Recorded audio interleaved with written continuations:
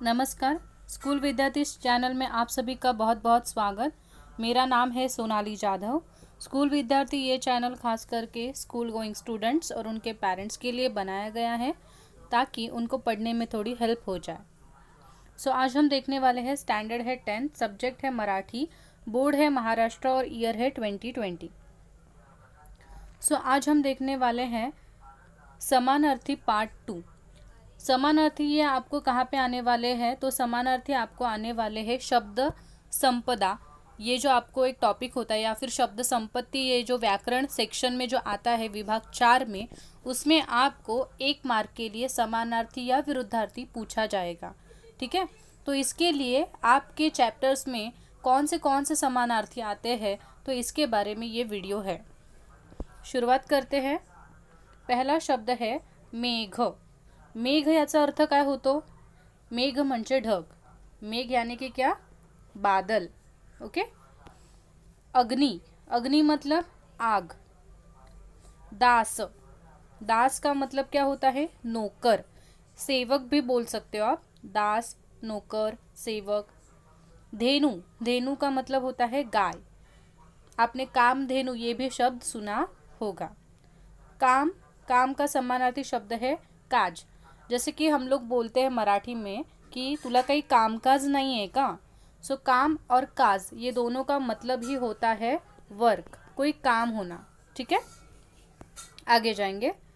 माता, आई हे समानार्थी शब्द आहेत। वन, जंगल, अरण्य पण बोलू शकतो आपण आणि जंगल पण बोलू शकतो। ज़्यादा से ज़्यादा ट्राई कीजिए कि इजी शब्द माइंड में रखने के लिए कठिन शब्द का ज़्यादा प्रयोग मत कीजिए समानार्थी में, ताकि आपको सीधा सिंपल जवाब लिखना है। आपको ऐसा नहीं कि कोई कठिन लिखोगे तो ही आपको मार्क्स मिलने वाला है। तो एज़ पॉसिबल एज जो आपके माइंड में फटाफट से बैठता है वही शब्द आप समानार्थी में ध्यान में रखिए। जीभ, जीभ को समानार्थी शब्द है रसना। हम लोग जो समर वेकेशन में गर्मियों की छुट्टियों में रसना पीते हैं, तो वो रसना आप ध्यान में रख सकते हैं, वो भी शब्द। ठीक है, जीभ, रसना। पानी, पानी का समानार्थी शब्द होता है जल, उदक और तोय। आपको जो अच्छा लगता है वो आप ध्यान में रखिए। ये योगी सर्वकार सुखदाता में आपको ये तीनों शब्द आप उससे परिचित हो। पुढे शब्द आहे गोडपण। गोडपण मतलब क्या? मधुरता। देखिए, गोडपण का होता है मिठास और मधुरता मतलब मिठास ही होता है। ठीक है, आगे हैं लोक। लोक को क्या बोलते हैं? जन। जैसे कि जनसंख्या ये शब्द आपको पता है, तर लोक या शब्दाचा अर्थ होतो जन। हां, जनता हा सुद्धा आपल्याला शब्द माहिती आहे। तहानलेले, तहानलेले मतलब थर्स्टी। किसी को प्यास लगता है तो उसको मराठी में बोलते हैं तहानलेले, म्हणजेच तृषित। ये जो वर्ड है आपके अभंगवाणी में से ही लिया है, तृषित। दीनवाणे, केविलवाणे, के इसका मतलब क्या होता है? दीनवाणे मतलब बहुत ही गरीब, और जिसको देख के आपको बहुत दया आती है, तो उसको बोलते हैं दीनवाणे। और यहाँ पे सबसे एक महत्व इम्पॉर्टेंट जो चीज़ है वो है ये द का दीन। देखिए, जब ये वेलांटी होती है तो ये इसका मतलब होता है डे, दिन। और जब वेलांटी चेंज हो जाती है, दीर्घ वेलांटी हो जाती है दिन, तो इसका मतलब होता है गरीब। तो ये बहुत ही कंफ्यूज करने वाला ये वर्ड है, ट्रिकी वर्ड है दिन, तो इसको हमेशा ध्यान में रखिए। ये दीनवाणे मतलब गरीब, जिसको देख के हमें बहुत दया आती है, और उसी को मराठी में समानार्थी शब्द है केविलवाणे। मराठी मुलांना कळालेलं आहे। द ची फक्त जर तुम्ही वेलांटी चेंज केलीत तर त्याचा पूर्णपणे अर्थ बदलतो। जर तुम्ही रस्व वेलांटी ठेवलीत तर दिन म्हणजे दिवस असा अर्थ होतो, पण जर तीच वेलांटी तुम्ही दीर्घ केलीत तर त्याचा अर्थ होतो गरीब। त्यामुळे ह्या शब्दाकडे जरा व्यवस्थित लक्ष ठेवा। पुढचा शब्द आहे बिकट, म्हणजेच कठीण। बिकट परिस्थिती आपण म्हणतो, कठीण परिस्थिती। बिकट का मतलब होता है बहुत ही कठिन परिस्थिति या फिर संकट, डिफ़िकल्टीज। ओके, आगे आठवण, स्मरण। आठवण मतलब कोई चीज़ आप आपके दिमाग में रखते हो, जिसको हम लोग यादें बोलते हैं हिंदी में, याद किसी की, तो उसी को समानार्थी शब्द है स्मरण। आठवण याला समानार्थी शब्द आहे स्मरण। आपण म्हणतो ना, तुला या गोष्टीचं स्मरण आहे का, असं। पुढे जाऊया आपण. परिवर्तन. परिवर्तनचा समानार्थी शब्द आहे बदल. एका गोष्टीत परिवर्तन होत आहे, यालाच आपण काय म्हणतो की या गोष्टीत बदल होत आहेत. परिवर्तन इसका समानार्थी शब्द है बदल. लाज लज्जा. आता मोस्ट ऑफ काय होतं, हे शब्द आपण डायरेक्टलीच बोलतो, अरे तुला काही लाज लज्जा आहे की नाही, पण हे समानार्थी शब्द आहेत, हे काही वेगळे नाही आहेत. लाज याचा अर्थच होतो लज्जा किंवा शर्मिंदे वाटणे वगैरे आपण वाक्यप्रचार सुद्धा पाहिला आहे. प्रयत्न. प्रयत्न म्हणजेच काय, प्रयास करणे. हां, प्रयास हा हिंदीमध्ये सुद्धा खूप शब्द वापरला जातो की हमें अपने कार्य में हमेशा प्रयास करते रहना चाहिए, प्रयत्न करते रहने चाहिए. तर हिंदीमध्ये पण मोस्ट ऑफ हा शब्द वापरला जातो. प्रयत्न याचा समानार्थी शब्द आहे प्रयास. आगे है पोट उदर. हां, हा सुद्धा आपल्याला शब्द परिचित आहे की पोट म्हणजे आपलं स्टमक जे आहे, ठीक आहे, तो उसको समानार्थी शब्द है उदर. म्हणूनच गणपतीला आपण काय म्हणतो, लंबोदर म्हणतो की नाही, कारण त्याचं उदर जे असतं, पोट असतं, ते लंब असतं, लांब असतं, म्हणून त्याला आपण लंबोदर असं म्हणतो.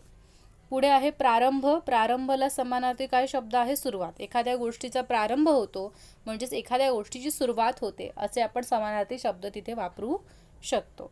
ठीक है, हिंदी वाले बच्चों को भी समझ में आ रहा है. प्रयत्न करना मतलब प्रयास करना, लाज मतलब लज्जा, पोट का मतलब होता है उदर, और प्रारंभ यानी कि शुरुआत. पर हम लोग हिंदी में शुरुआत ये लिखते हैं, ऐसा लिखते हैं. आपको अगर मराठी में लिखना है तो ये श कट करना होता है और स लिखना होता है, शुरुआत. ओके, आगे जाएंगे. देखिए यहाँ पे वो ऊपर वाली बात ही मैंने जो आपको बताई थी, वही बात यहाँ पे आपको देखने को मिलती है. दिवस. दिवस का समानार्थी शब्द होता है दीन. यहाँ पे दीन का वेलांटी देखिए कौन सा दिया है, रस्व वेलांटी दिया गया है. दिवस मतलब दिन. झोप. झोप मतलब नींद, सो जाना, तो उसको मराठी में शब्द है निद्रा. इससे आप सब लोग, आपको ये पता होगा शब्द कि महाभारत रामायण अभी फिलहाल चालू है तो निद्रा है, कुंभकर्ण हमेशा निद्रा में रहता है, ये शब्द आपने सुना होगा. सो झोपेला समानार्थी शब्द आहे निद्रा. पुढे आहे पारंगत. एखाद्या गोष्टीमध्ये जर आपण बोलतो की हा शिवाजी महाराज लढाया करण्यात पारंगत होते. पारंगत म्हणजेच काय, तरबेज असणे, एका गोष्टीत तुमची मास्टरी असणे, की ती गोष्ट तुम्हाला झोपेतून उठून करायला सांगितली तरी तुम्ही परफेक्टली करू शकता, त्याला म्हणतात पारंगत असणे. ओके, सो पारंगत का मतलब क्या होता है, एक बहुत अच्छा स्किल होना. ठीक है, आगे है बातमी. बातमी का समानार्थी शब्द होता है वार्ता.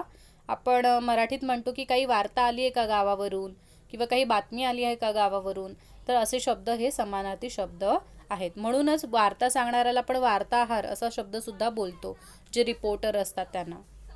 पुढे आहे कान. कानचा समानार्थी शब्द आहे कर्ण.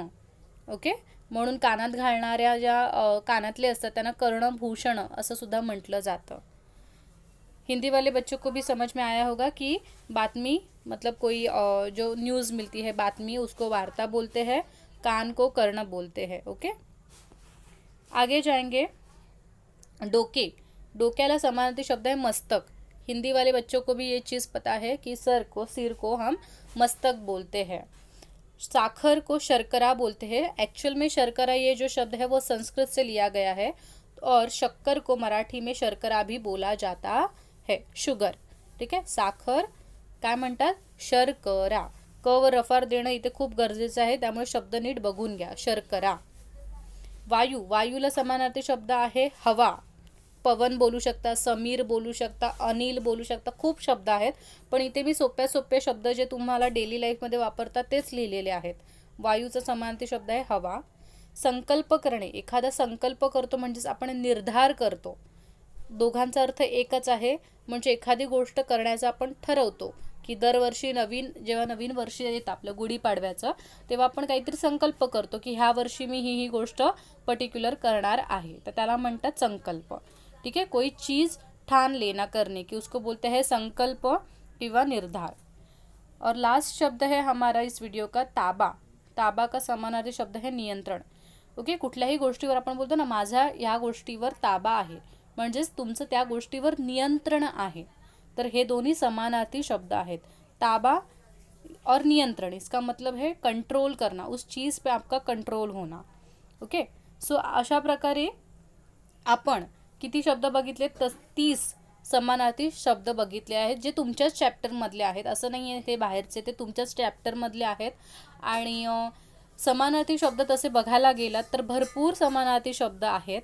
तर जेवढे मला पॉसिबल होतील मी तेवढ्यांच्या व्हिडिओ बनवायचा नक्की ट्राय करेन, जेणेकरून तुम्ही ॲटलिस्ट ते ऐकाल आणि तुमच्या नजरेखालून आणि तुमच्या कानावरून ते शब्द जातील.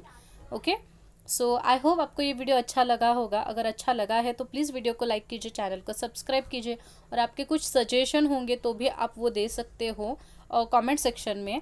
और सबसे इम्पोर्टेंट चीज़ कि मैंने हिंदी व्याकरण के लिए 10 दिन का एक क्लास रखा है, तो अगर उसके बारे में भी आपको कोई जानकारी चाहिए तो भी आप कमेंट सेक्शन में लिख सकते हो. ये वहाँ पे आपको अप्लाई करना है तो आप उसके बारे में भी सोच सकते हो. कम्युनिटी में मैंने पोस्ट डाली है तो आप ज़रूर उसमें सब डिटेल्स दिया है, तो वो आप पढ़ लीजिए. अगर आप इंटरेस्टेड हो तो आप मेल करके मुझे बता दीजिए. ओके, सो मिलते हैं नए वीडियो के साथ. तब तक के लिए धन्यवाद आपके प्यार के लिए और सपोर्ट के लिए.